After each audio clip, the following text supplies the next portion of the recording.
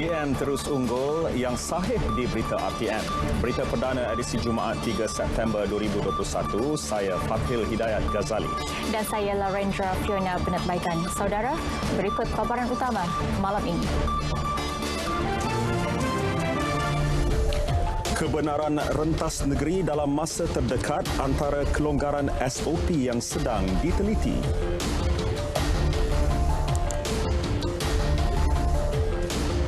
Sekolah tetap dibuka semula pada Oktober. Guru enggan divaksin tidak dibenarkan mengajar secara bersemuka.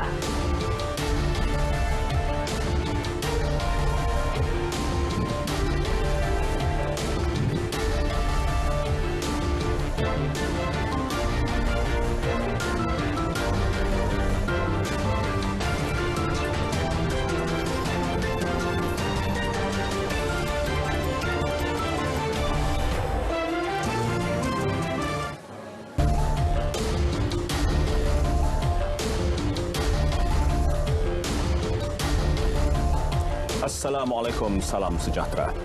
Kerajaan mempertimbang beberapa kelonggaran SOP termasuk aktiviti rentas negeri dalam masa terdekat. Menteri Kesihatan Hairi Jamaluddin berkata perkara itu akan dibawa dalam perbincangan bersama Majlis Keselamatan Negara berdasarkan penilaian risiko KKM. Orang ramai diminta bersabar dan memberi sedikit masa untuk kerajaan membuat keputusan sewajarnya kerana pembukaan sempadan negeri untuk pergerakan bakal mengundang risiko. Saya dah bincang perkara ini dengan Tan Sri Syam, Ketua Pengarah Kesihatan, dan we've landed on a recommendation. Jadi kita akan bawa ke MKN dalam masa dekat. Ada harapan, cuma saya minta sabar sekejap lagi. Ada beberapa negeri yang mana masih lagi nilai ambang vaksinasi dia rendah sedikit. Ya. By the end of September ni, semua negeri akan sampai nilai ambang 60% lengkap. Populasi dewasa lengkap vaksinasi. So sikit lagi, just a bit more time. Perbincangan berhubung kelonggaran SOP giat dibuat bersandarkan fakta sains dan petunjuk semasa. Selain itu, kerajaan bertekad meningkatkan kadar pemberian vaksin di negeri tertentu yang masih merekodkan liputan di bawah paras 60%. Keputusan penetapan harga siling bagi penjualan kit ujian pantas RTK antigen di pasaran ialah muktamad. Hairi berkata kerajaan tidak bercadang menunda tarikh penguatkuasaan harga siling berkenaan yang ditetapkan bermula Ahad ini. Beliau menegaskan kerajaan perlu membuat keputusan seimbang demi kepentingan antara pembekal, penjual dan rakyat ketika pandemik. Kalau kita nak bagi tempoh masa selama sebulan untuk mereka clearkan stok, then of course yang akan terkesan adalah rakyat terpaksa bayar sampai RM40 selama sebulan nak tunggu dia orang clear stok. But we have to make a decision. The decision is made already. Saya fahamlah dalam apa-apa keputusan yang kita buat akan ada yang tidak puas hati. Dalam kes ini yang tidak puas hati adalah pembekal dan juga penjual test kit. Tapi saya dengan Datuk Seri Alex Linggi, kita memihak kepada pengguna, kepada consumer yang minta supaya test kit itu dapat diturunkan harga dan diletakkan harga siling secepat mungkin. Semalam, Kementerian Kesihatan dan Kementerian Perdagangan Dalam Negeri dan Hal Ehwal Pengguna memutuskan harga runcit maksimum bagi kit kendiri RTK di pasaran ditetapkan RM19.90 seunit berkuat kuasa Ahad. Bagaimanapun, Persatuan Farmasi Malaysia memohon penetapan harga itu dilanjutkan ke suatu tempoh bagi membolehkan stok sedia ada dapat dijual pada harga semasa sehingga habis. Guru yang enggan divaksin tidak dibenarkan mengajar secara bersemuka ketika sesi persekolahan kembali dibuka pada Oktober depan. Ketetapan ini bakal diambil Kementerian Pendidikan demi memastikan keselamatan semua pihak termasuk pelajar. Menurut Menteri Kanan Pendidikan Datuk Dr. Razli Jidin, ketika ini seramai 2,500 guru enggan divaksin. 96.7% guru telah menerima suntikan dos pertama, manakala 85.6% lengkap divaksin. Tugasan KPPM sedang menyiapkan ni, ada tugasan untuk guru ini sehinggalah mereka divaksinkan. Dan seperti mana saya sebut tadi, ada dua kumpulan. Satu atas sebab-sebab kesihatan yang tidak divaksinkan, dan yang satu lagi ni atas sebab-sebab lain, ya. Itu dua kumpulan dan kami cuba lakukan yang terbaik. Namun buat masa ini seperti mana saya sebut tadi, guru-guru yang tidak divaksinkan as of now mereka tidak akan dibenarkan untuk mengajar dalam kelas. Beliau ditemui selepas menghadiri sesi libat urus bersama PIBG, guru serta pengetua dan guru besar seluruh Perlis di Kangar. KPM turut mengadakan perbincangan lanjut bersama Jabatan Perkhidmatan Awam mengenai tindakan yang bakal diambil bagi guru yang enggan menerima vaksin atas sebab lain selain kesihatan. Sementara itu, sesi persekolahan tetap akan dibuka pada 3 Oktober. Namun, mengikut fasa dalam Pelan Pemulihan Negara PPN serta SOP berdasarkan situasi semasa COVID-19. KPM ketika ini dalam fasa akhir bagi mendapatkan pandangan pelbagai pihak dalam rangka pelan komprehensif bagi ibu bapa, guru dan pentadbir sekolah. Datuk Dr. Razli menjelaskan setiap perancangan bagi pembukaan sesi persekolahan memberi tumpuan kepada aspek kesihatan dan keselamatan agar anak-anak ke sekolah dengan selamat.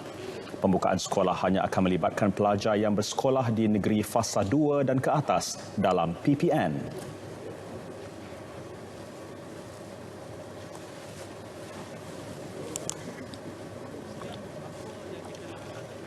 Kita berbincang secara mendalam dengan Kementerian Kesihatan Malaysia dan juga Majlis Keselamatan Negara. Kami tak lakukan ini bersendirian. Apa yang kami lakukan adalah berdasarkan pembincangan yang mendalam, mencari pendekatan yang terbaik bagi memastikan anak-anak dapat kembali ke sekolah dan kembali dalam keadaan yang selamat. Penentuan murid yang akan hadir dan masa persekolahan akan diumumkan dalam tempoh terdekat. Kelonggaran dengan SOP tertentu bagi industri kreatif berjalan seperti sedia kala mendapat persetujuan Majlis Keselamatan Negara. Menteri Komunikasi dan Multimedia Tan Sri Anwar Musa berkata kerajaan akan mengumumkan berita gembira berkenaan tidak lama lagi. Ujar beliau kebenaran tersebut khasnya bagi mereka yang sudah diberi 2 suntikan vaksin dan berada di negeri fasa 1. Beberapa SOP yang kita akan perincikan. Begitu juga dalam basking misalnya, indoor dan outdoor boleh dibenarkan, juga rakaman, persembahan, pawagam. Jadi banyak yang terkait dengan kegiatan bawah industri kreatif boleh mula digerakkan semula dengan SOP yang kementerian bersama MKN siapkan dan akan kita perincikan. Kita percaya industri kreatif mempunyai sumbangan yang besar kepada pertumbuhan ekonomi. 2 atau 3% daripada KDNK itu minimum datangnya daripada industri kreatif. Beliau berkata demikian selepas sesi lawatan kerja di Angkasa Puri. Dalam pada itu, beliau turut berkongsi harapan agar RTM lebih berdaya saing dengan mengurangkan jurang maklumat serta pendekatan baharu. Mengambil kira situasi pandemik COVID-19, tempoh pembaharuan lesen kenderaan motor LKM dan lesen memandu Malaysia LMM dilanjutkan sehingga 31 Disember depan. Menurut Menteri Pengangkutan Datuk Seri Dr. Wee Ka Siong, pemilik LKM dan LMM yang telah tamat tempoh sah tidak akan dikenakan tindakan penguatkuasaan dan pemantauan dalam tempoh tersebut. Bagaimanapun, pemilik LKM yang telah tamat tempoh perlu memastikan masing-masing dilindungi insurans yang sah.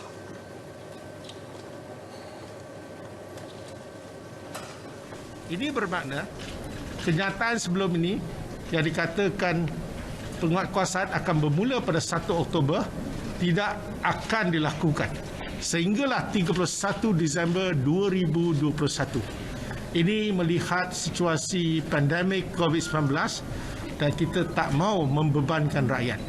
Jadi saya selaku Menteri Pengangkutan, saya telah menggunakan kuasa saya di bawah Akta dan saya akan wartakan perkara ini.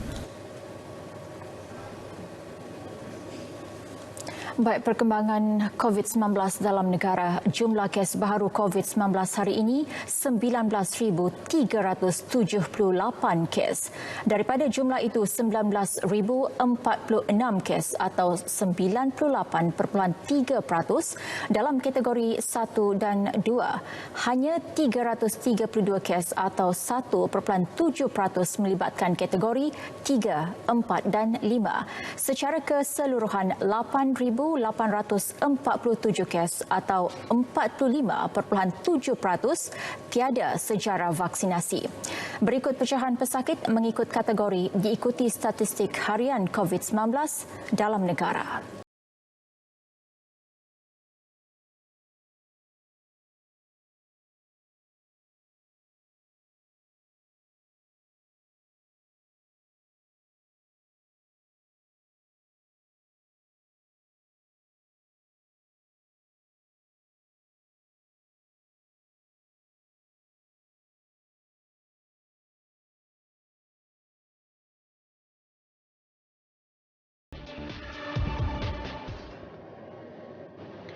Seramai 15.42 juta individu atau 65.9% populasi di negara ini telah menerima 2 dos vaksin COVID-19 setakat semalam. Sementara itu, 369,280 dos vaksin diberikan semalam menjadikan jumlah kumulatif pemberian vaksin kini sebanyak 35.51 juta dos. Berikut data harian vaksinasi mengikut negeri-negeri.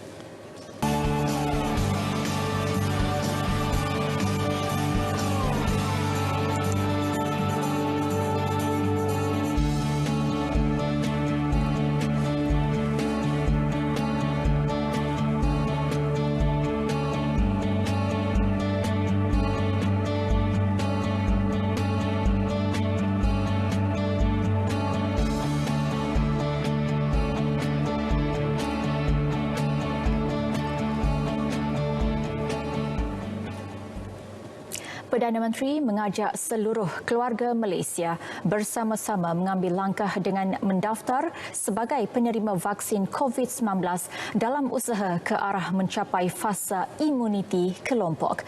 Bagi mencapai matlamat itu, Datuk Seri Ismail Sabri Yaakob menyeru mereka yang belum mendaftar supaya segera berbuat demikian.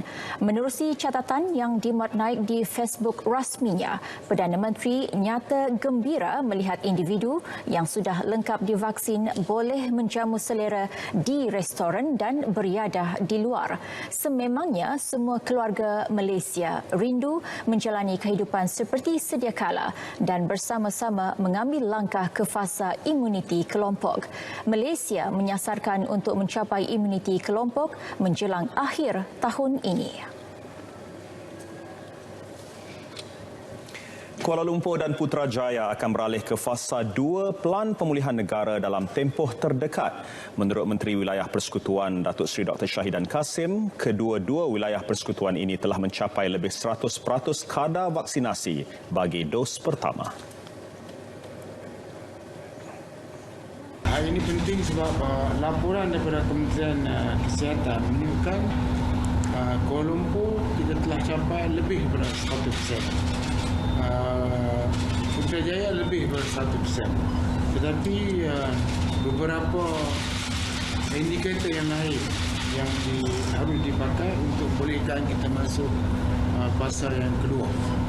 Fasa kedua ini penting sebab dia akan melibatkan aktiviti ekonomi yang merupakan aktiviti pertama di Kuala Lumpur. Dan di Putrajaya pula ialah aktiviti pentadbiran negara yang juga tersekat dan terhalang kerana kita masih di fasa 1.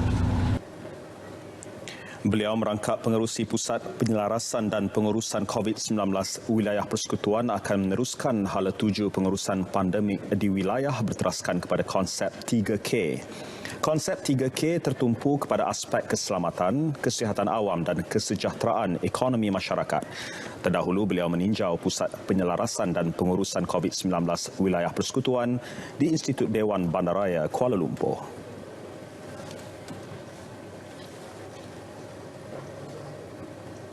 Esok bermulanya fasa 3 Pelan Pemulihan Negara PPN di Negeri Sembilan.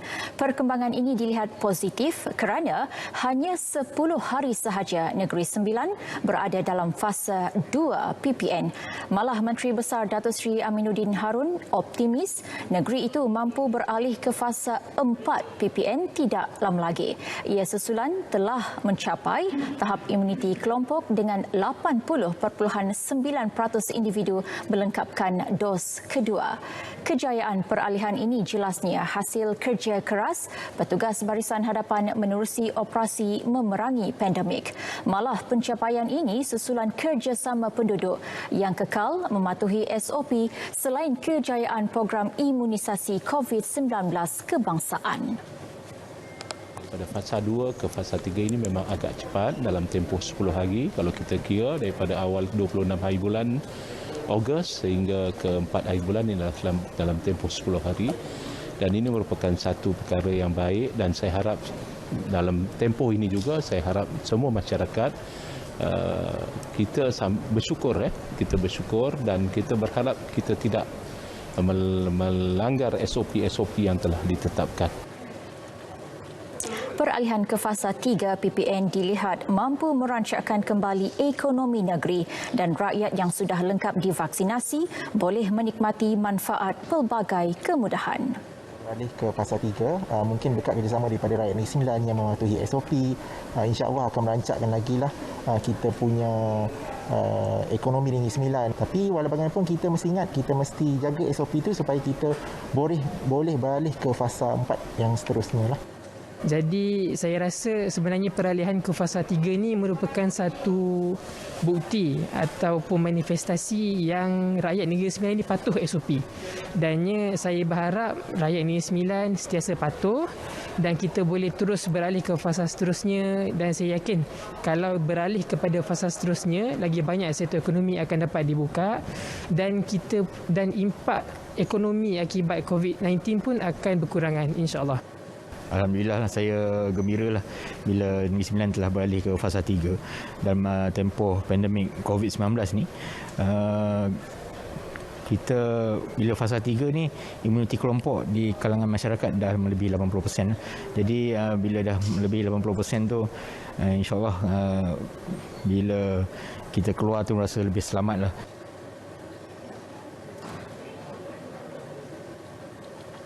Jika kita melihat beberapa bulan lalu, kebanyakan hospital di Selangor dan Kuala Lumpur menerima jumlah pesakit COVID-19 yang tinggi. Namun kini situasi semakin pulih. Tinjauan di Hospital Sungai Buloh mendapati keadaan di ward kecemasan agak lengang dengan bilangan pesakit COVID-19 sangat minimum. Dan jumlah kematian pesakit COVID-19 juga berkurangan. Boleh atau tidak keadaan ini dikaitkan dengan kejayaan program imunisasi COVID-19 kebangsaan? Ikuti laporan wartawan Mohan Chinasame. Beginilah keadaan wad kecemasan Hospital Sungai Buloh ketika saya membuat liputan pada akhir bulan Mei 2021. Keadaan cukup sesak dengan kemasukan pesakit COVID-19 setiap masa dan pasukan kesihatan terpaksa bertugas lebih masa tanpa rehat. Namun, kini semua sudah berubah dan kembali pulih. Kemasukan pesakit COVID-19 berkurangan, terutamanya pesakit kategori 4 dan 5. Jelas pengarah Hospital Sungai Buloh, Dr. Kuldeep Kaur Prem Singh, trend penurunan dipengaruhi peningkatan liputan vaksinasi dos yang lengkap. Pada mulanya dalam hujung bulan Julai, kalau kita tengok kes yang menunggu di Jabatan Kecemasan adalah lebih daripada 100 kes.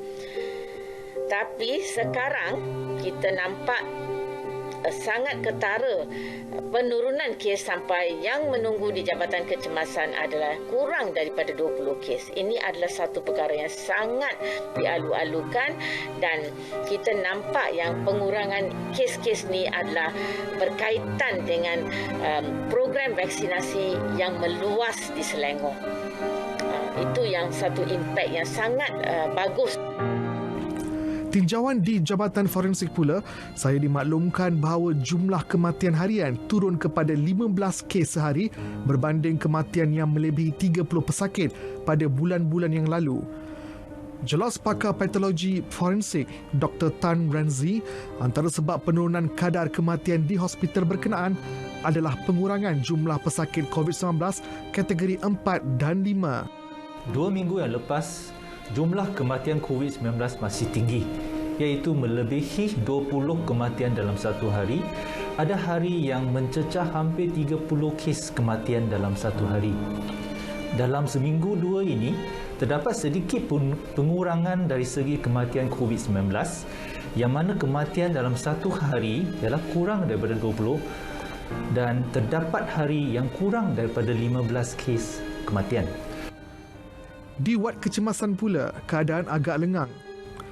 Kebanyakan katil adalah kosong dan jururawat dilihat menyusun peralatan sokongan pernafasan dan mesin ventilator kerana tidak digunakan lagi. Begitu juga dengan pergerakan ambulans yang dilihat berkurangan berbanding kebiasaannya yang sangat sibuk di bahagian pintu masuk Jabatan Kecemasan dan Trauma Hospital Sungai Buloh. Dengan kehadiran pesakit di Jabatan Kecemasan dan Trauma Hospital Sungai Buloh, kita nampak ada penurunan bermula pada pertengahan Ogos 2021 di mana kehadiran pesakit masih ada di Jabatan Kecemasan, tetapi tempoh pesakit menunggu di Jabatan Kecemasan ni berkurang. Di mana kalau kita tengok pada data 31 Ogos, pesakit kita hampir separuh daripada data pada 1 Hariban 8 2021. Pada 2 bulan lalu ketika saya membuat liputan di wad kecemasan Hospital Sungai Buloh, wad ini kelihatan cukup sesak dengan barisan hadapan dan juga pesakit COVID-19. Tetapi kini seperti mana anda dapat lihat sendiri, wad kecemasan ini lengang. Ia berikutan kekurangan pesakit yang masuk ke hospital dengan penurunan kes pesakit COVID-19 terutamanya kategori 4 dan 5. Dan anda juga boleh menyaksikan betapa sunyinya wad kecemasan ini. Ini boleh dikatakan hasil kejayaan program vaksinasi negara yang benar-benar memberi impak positif kepada pesakit COVID-19 dan juga kepada rakyat Malaysia. Muhajir Asami, Berita RTM.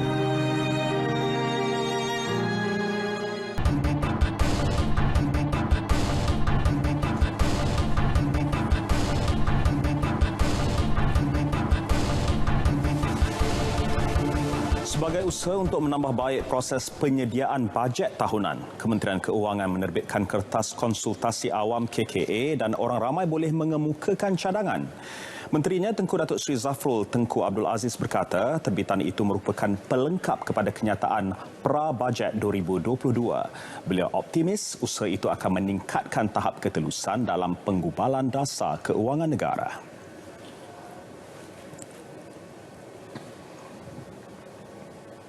Sebagai permulaan, sebanyak 4 kertas konsultasi awam diterbitkan.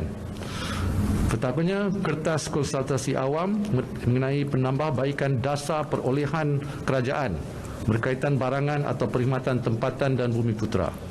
Kertas ini antaranya menggariskan cadangan penambahbaikan ke atas dasar penggunaan barangan atau perkhidmatan tempatan dan dasar keutamaan syarikat bumi putera.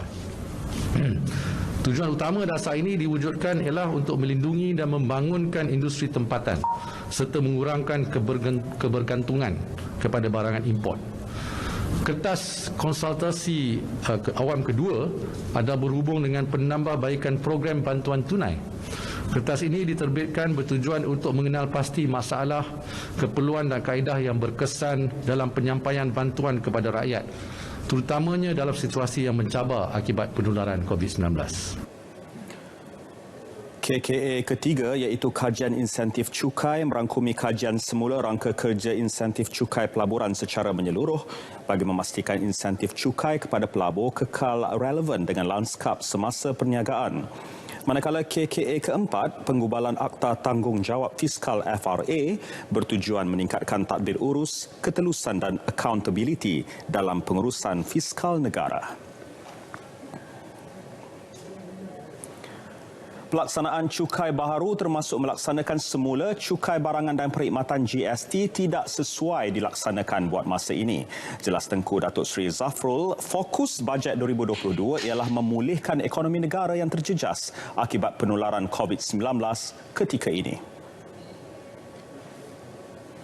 When we look at introducing new taxes, especially or reintroducing of old taxes in this case consumption tax, the GST, perhaps it's not the right time yet, as this could have an impact in terms of the revival of the economy. Having said that, we have formed a committee in MOF 2 years ago already, looking at ways to enhance our revenue, meningkatkan hasil kita. Beliau optimis semua sektor akan dibenarkan beroperasi semula apabila Malaysia memasuki fasa endemik COVID-19 pada akhir Oktober ini. Perbadanan Tabung Pendidikan Tinggi Nasional PTPTN melancarkan produk baharu SSPN Plus. Ia merupakan kesinambungan daripada SSPNI Plus yang telah ditambah baik dan berwajah baharu dengan pelbagai keistimewaan dan manfaat menarik kepada para pendeposit. Produk simpanan baharu itu akan menjadi pilihan utama masyarakat Malaysia bagi tujuan penabungan untuk pendidikan tinggi. Simpan SSPN Plus merupakan produk yang sangat kompetitif dan unik apabila simpanan pendidikan digabungkan bersama manfaat perlindungan takaful yang sememangnya terbaik antara pelan simpanan pendidikan lain di pasaran. Menurut Ketua Eksekutif PTPTN, Ahmad Dasuki Abdul Majid, produk baharu ini menawarkan 6 pakej menarik yang mampu dimiliki setiap isi rumah dalam kalangan rakyat Malaysia. Sudah tentu pelbagai keistimewaan dan manfaat yang lebih menarik akan dinikmati oleh pendeposit. Antaranya perlindungan manfaat takaful sehingga 1.2 juta dan juga perlindungan sehingga umur pendeposit 69 tahun. Produk simpan SSPN Plus ini juga menawarkan pelbagai manfaat sedia ada kepada para pendeposit seperti dividen yang kompetitif, pelepasan taksiran cukai, simpanan yang patuh syariah dan simpanan yang dijamin oleh kerajaan. Ia juga sangat mudah untuk disertai oleh semua lapisan masyarakat hanya melalui dalam talian sahaja tanpa memerlukan pemeriksaan kesihatan. Bagi menjayakan pelancaran produk simpan SSPN Plus, PTPTN telah menjalin kerjasama strategik dengan 3 syarikat pengendali takaful yang terlibat dalam usaha sama iaitu Hong Leong, MSIG Takaful Berhad, Great Eastern Takaful Berhad dan Takaful Ikhlas Family Berhad. Beliau berucap dan melancarkan secara maya menerusi Facebook rasmi PTPTN Official dan YouTube rasmi di PTPTN. Usaha ini selaras dengan Tras 1 Pelan Strategik PTPTN 2021-2025 iaitu menjadikan SSPN sebagai produk simpanan pendidikan yang utama di negara ini. Sementara itu, tahun ini kempen cabutan WOW kembali lagi dengan nama baharu iaitu cabutan WOW Simpan SSPN Plus yang menawarkan hadiah lumayan dan bakal dilancar hari ini. Tempoh kempen cabutan WOW Simpan SSPN Plus ini bermula pada 1 September hingga 31 Disember tahun ini.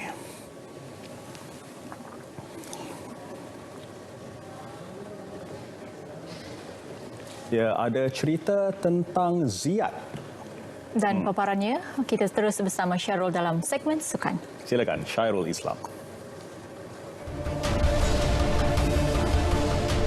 KBS cadang beri ganjaran kepada Ziyad. Angin gusarkan hati Lik Ho.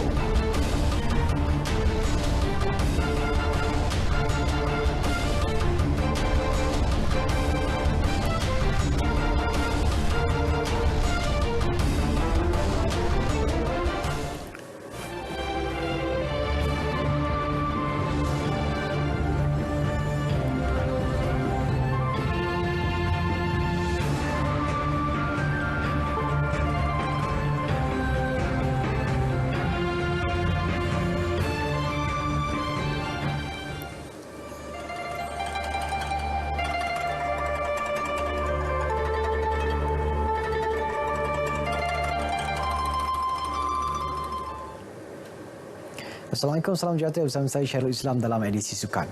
Kementerian Belia dan Sukan KBS akan mencadangkan kepada Kabinet mengenai ganjaran setimpal buat jaguh lontar peluru para negara Muhammad Ziad Zulkifli bagi menghargai usahanya di Sukan Paralimpik Tokyo 2020. Menteri Belia dan Sukan Datuk Seri Ahmad Faizal Azumu berkata, insiden pembatalan pingat emas tidak pernah dijangka, malah tidak pernah difikirkan ketika dasar pemberian ganjaran kepada atlet yang meraih kejayaan di tamasya sukan itu dibuat. Menurut Datuk Seri Ahmad Faizal, insiden yang berlaku ke atas Ziad adalah jarang berlaku dan atas sebab itu, beliau ingin mencadangkan kepada Kabinet untuk menilai semula perkara ini sebagai menghargai usaha atlet berkenaan. Selasa lepas, arena sukan dunia digemparkan dengan insiden Ziad 31 tahun dinafikan sebagai pemenang pingat emas acara lontar peluru lelaki F20 meskipun berjaya mencatat rekod baharu dunia dengan lontaran sejauh 17.94 meter. Insiden itu menyaksikan Ziad terlepas ganjaran berjumlah RM1 juta yang dijanjikan menerusi skim hadiah kemenangan sukan dan ganjaran tambahan RM100,000 daripada FWD Takaful. Sebelum ini, media melaporkan gesaan beberapa pihak berhubung ganjaran kepada Ziad sebagai tanda penghargaan atas pengorbanan dan pencapaian beliau di Tokyo. Baik saudara, ini berita baru kami terima. Atlet olahraga para negara Rizwan Puzi berjaya mara ke final acara 100 meter lelaki T3 selepas muncul juara saringan kedua sebentar tadi dengan masa 12.06 saat. Rizwan yang memenangi pingat emas di Rio 2016 akan turun mempertahankan kejuaraannya pada aksi final esok. Baik hujan serta angin kencang menjadi penghalang buat jaguh memanah para negara Suresh untuk menghadiahkan kilauan emas kepada Malaysia pagi tadi. Suresh yang menjadi antara prospek emas Malaysia di Tokyo terpaksa menelan hakikat perjuangannya telah berakhir selepas tersingkir di pusingan pertama acara recurve lelaki. Menurut Suresh, dia mengakui dua faktor berkenaan menjadi punca kegagalannya menghadiahkan pingat buat negara selepas ditunjuk jalan keluar lebih awal hari ini. Juara memanah dunia 2019 itu yang membuat penampilan pertamanya di pentas Paralimpik tumpas 2-6 kepada pemanah jawatankuasa Paralimpik Rusia, Bato Saidendorziav. Dalam saingan yang berlangsung di lapangan memanah Yumenoshima Park, jelas Suresh, hujan dan angin kuat ketika sedang beraksi telah membuatkan anak panah menjadi berat sekaligus menyebabkan panahan tersasar. Bagaimanapun, atlet berusia 28 tahun itu menerima keputusannya di Jepun itu dengan positif walaupun mengakui telah mengecewakan harapan keluarga dan rakyat Malaysia yang mahu melihatnya menyinar di Sukan Paralimpik.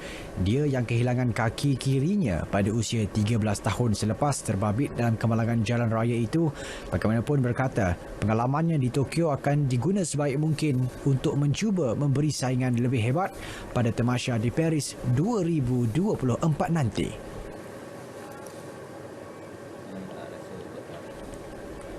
Sementara itu, jurulatih memanah para negara Marzuki Zakaria tetap berpuas hati dengan prestasi Suresh meskipun gagal meneruskan kemarahan pada penampilan sulungnya di tamasya Paralimpik. Dengan keadaan cuaca yang berangin dan juga hujan, agak menyukarkan jugalah Suresh melakukan bilikan yang tepat untuk masuk ke sasaran. Tapi walau bagaimanapun, saya harap kami akan terus berusaha memperbaikikan apa juga kelemahan yang di sini, dan juga kita akan dapat menyertai lebih banyak kejohanan agar Suresh dapat lebih bersedia dan membuat yang lebih baik dalam kejohanan-kejohanan yang akan datang nanti. Marzuki turut mengakui Suresh perlu memperbaiki teknik latihannya selain membiasakan diri berlatih dalam cuaca hujan serta keadaan angin yang kuat sebagai persediaan menghadapi pelbagai cabaran dalam mana-mana kejohanan nanti. Jaguh badminton para negara Chia Lek Ho muncul juara kumpulan B kategori SU5 selepas melakar kemenangan ketiga berturut-turut. Pada aksi terakhir peringkat kumpulan hari ini, Lek Ho menewaskan wakil tuan rumah Jepun Tayo Imai dengan 21-19, 21-12. turun sebagai pilihan utama. Lik Ho menepati ramalan melepasi peringkat kumpulan. Keputusan cemerlang itu menyaksikan Lik Ho mengekalkan rekod tanpa kalah dengan 3 kemenangan berturut-turut sekaligus layak ke separuh akhir. Pemain berusia 33 tahun itu sebelum ini menyingkirkan wakil dari Mesir dan Taiwan, Ahmed El-Dakhror dan Fang Zhenyu. Perlawanan separuh akhir dijadualkan berlangsung pagi esok, manakala aksi final pula akan diadakan pada sebelah petang. Sementara itu, meskipun berjaya mengharungi kempen peringkat kumpulan tanpa sebarang kekalahan, Lik Ho melahirkan kegusarannya tentang keadaan angin yang sukar diramal di Stadium Nasional Yoyogi. Saya tidak dapat menunjukkan prestasi yang sangat baguslah kerana dalam segi angin di stadium ini memang sangat kuat. So saya pun tengah cari feeling lagi, biasakan pukulan saya lagi di maupun di gelanggang tepi ataupun di gelanggang. Bagaimanapun, Lik Ho menjelaskan dia tidak membiarkan masalah tersebut mengganggu rentaknya apabila turun ke separuh akhir esok. Pemain berusia 33 tahun itu dijadual berdepan pemain Taiwan Fang Zhenyu yang pernah dikalahkannya ketika di peringkat kumpulan. Pada pertemuan tersebut, Lik Ho menewaskan Zhenyu 21-13, 21-9. Jika menang, dia akan beraksi di pentas final yang akan berlangsung di sebelah petang. Sementara itu, perenang para negara Brenda Anelia Larry gagal mara ke final acara 50 kuak lentang wanita S4 selepas menduduki tempat kelima dalam saringan pertama hari ini. Atlet berusia 16 tahun dari Sabah itu mencatat masa 59.33 saat dan menduduki tempat ke-11 daripada 15 perenang keseluruhan. Hanya 8 atlet terbaik daripada 2 saringan mara ke peringkat akhir. Ini merupakan acara kedua Brenda yang membuat penampilan sulung di pentas Paralimpik. Dia sebelum ini turut gagal mara ke final dalam acara 50 meter kuak kupu-kupu S4 minggu lalu.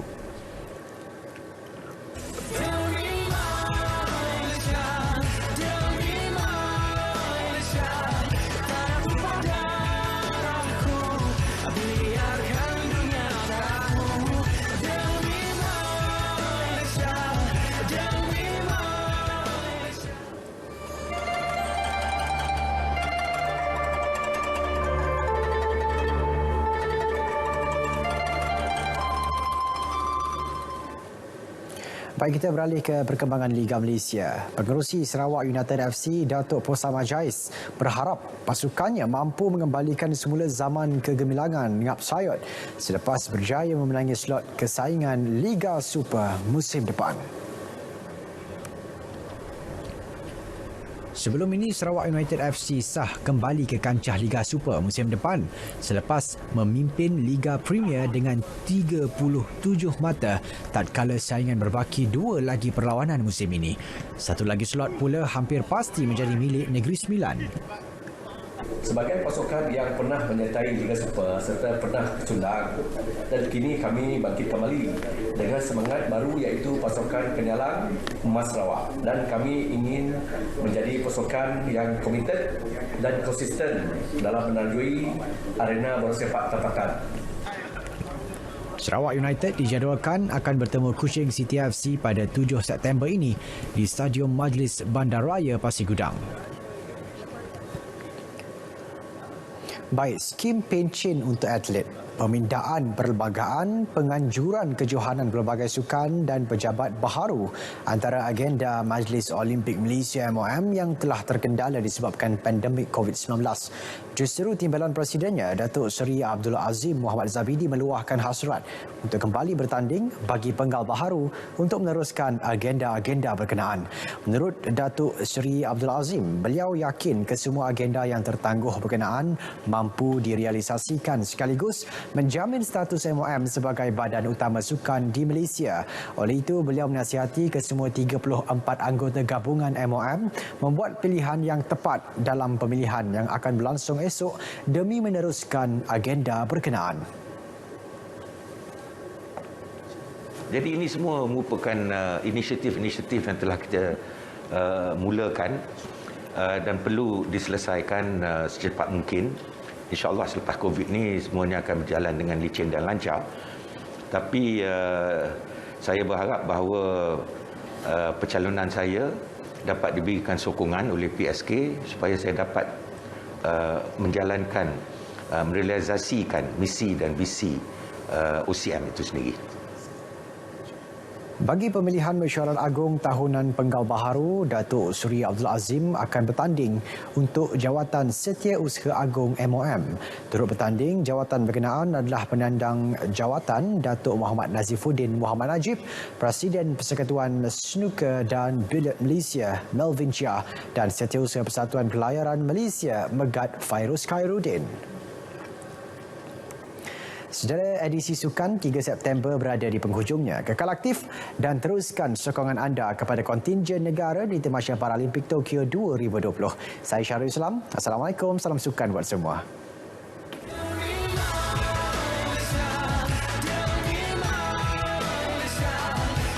Dengan kecemerlangan kutipan pingat dan rekod-rekod dunia yang pernah dicipta, atlet-atlet negara kini meneruskan perjuangan di pentas Paralimpik Tokyo 2020.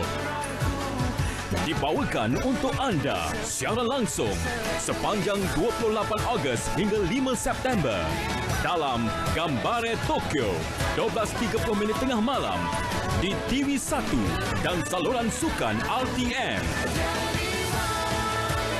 Juga dibawakan siaran ulangan Gambare Tokyo 10 pagi di saluran sukan RTM.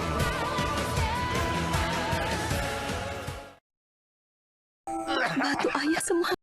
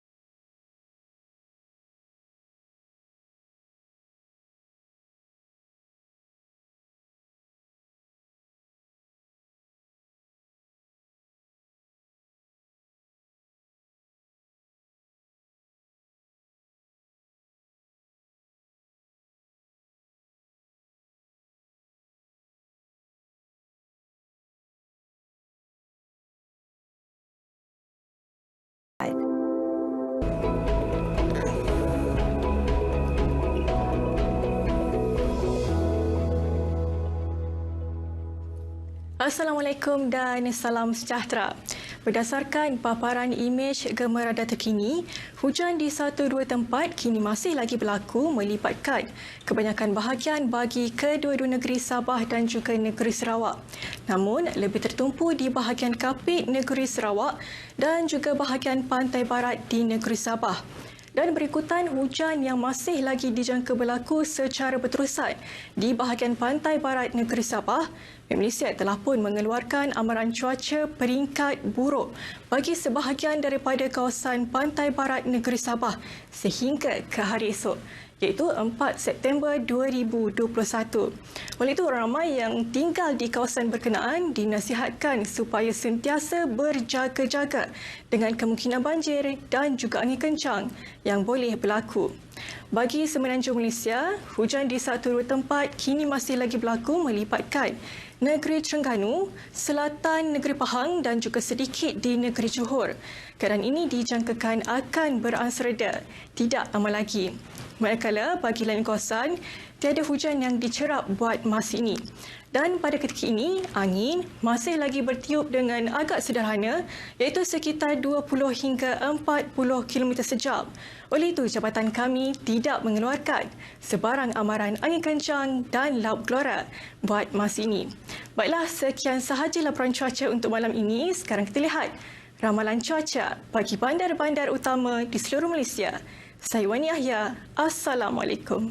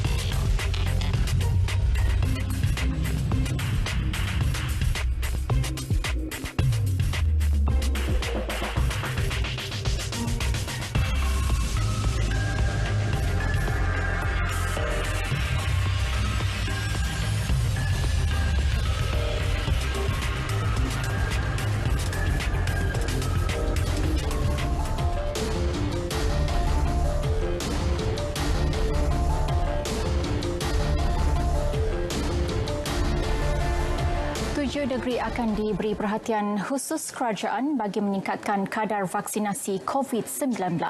Sabah, Kelantan, Kedah, Johor, Perak, Terengganu dan Pahang mempunyai kadar vaksinasi kurang 55%. Jelas Menteri Sains, Teknologi dan Inovasi Datuk Seri Dr. Adam Baba, perkara ini diputuskan dalam mesyuarat pasukan petugas khas imunisasi COVID-19 yang dipengerusikan bersama Menteri Kesihatan.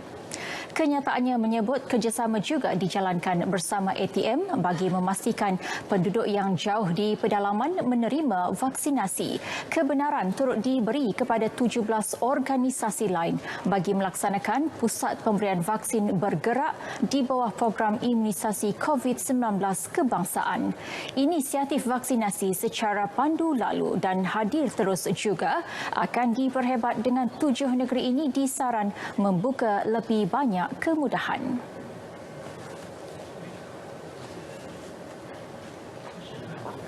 Pengecualian bayaran penggantian lesen kenderaan motor LKM dan lesen memandu Malaysia LLM diberi kepada penduduk terlibat banjir di Yan dan Merbuk Kedah baru-baru ini.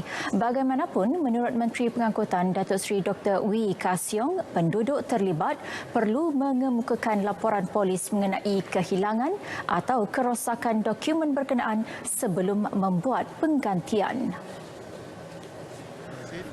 Dan juga jadi kalau ikut prosedurnya dia kena bayar, tapi kita bersimpati dengan keadaan mereka dan kita dah umumkan dan maklumkan pada cawangan JPJ yang berkenaan. Beliau berkata demikian dalam sidang media di Putrajaya. Diskaun saman 70%. Tawaran Jabatan Pengangkutan Jalan JPJ ini sempena sambutan Hari Kebangsaan. Pengurangan bermula 18 Ogos hingga 16 September. Bagaimanapun, menurut Timbalan Pengarah JPJ Kuala Lumpur, Zulkifli Ismail, diskaun tidak termasuk kes mahkamah yang berstatus waran tangkap atau perbicaraan. Sehingga hari ini tempoh untuk pengurangan kompaun ni berbaki lagi selama 12 hari lah. So saya menyeru kepada orang awam di luar sana supaya hadir awal lah untuk bayar kompaun bagi mengelakkan kesesakan di saat-saat akhir lah. So tawaran ni bagi semua saman JPJ lah yang boleh dikompaun, kecuali bagi kes-kes sebutan orang tangkap di mahkamah dan juga kes-kes bicara lah. Orang ramai boleh hadir terus ke JPJ Kuala Lumpur untuk melaksanakan bayaran saman berkenaan. Jabatan Kastam di Raja Malaysia JKDM mematahkan cubaan menyeludup keluar 400 kg dadah jenis syabu bernilai 14.4 juta ringgit Selasa lalu. Dadah itu disorok di dalam 8 kotak mengandungi bungkusan teh di Kompleks Kargo Udara KLIA.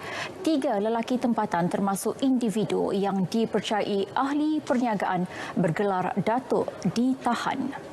Ketua Pengarah Kastam, Datuk Seri Abdul Latif Abdul Kadir berkata, modus operandi sindiket mengisytiharkan kesemua kotak tersebut sebagai troli hotel. Sindiket cuba menggamburi pihak berkuasa dengan cara mengikrarkan barang yang mengandungi dadah sebagai birdcage trolley.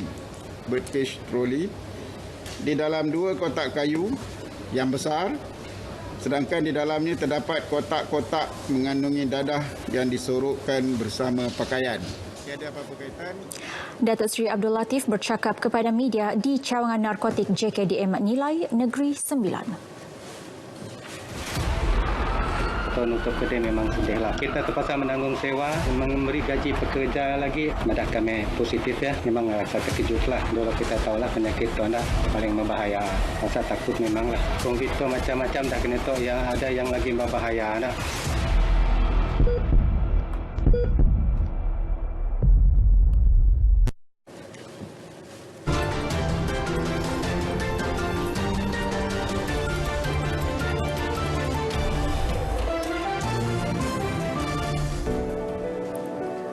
Seorang remaja dari Prabu Mulih, Sumatera Selatan, Indonesia menuai pujian warga maya menerusi hasil tulisan tangannya yang sangat kemas seperti cetakan komputer.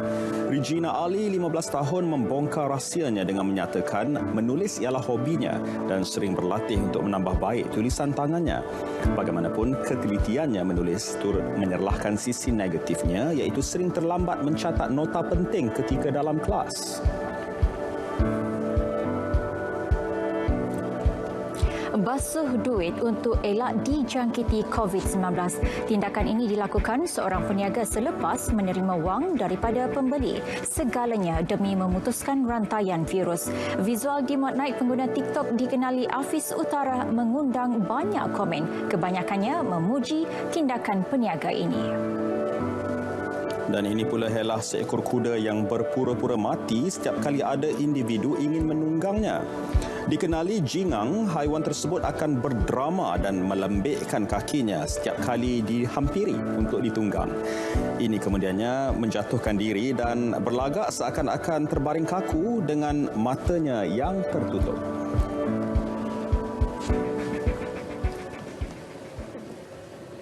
Ya, paparan hashtag itu menutup berita perdana edisi Jumaat 3 September. Mendepani pandemik COVID-19, marilah kita terus berganding bahu memulihkan negara. Kita semua keluarga Malaysia. Terus kibarkan jalur gemilang. Hashtag Malaysia Prihatin, hashtag Demi Negara dan hashtag Menang Bersama. Dengan itu, Assalamualaikum. Salam sejahtera.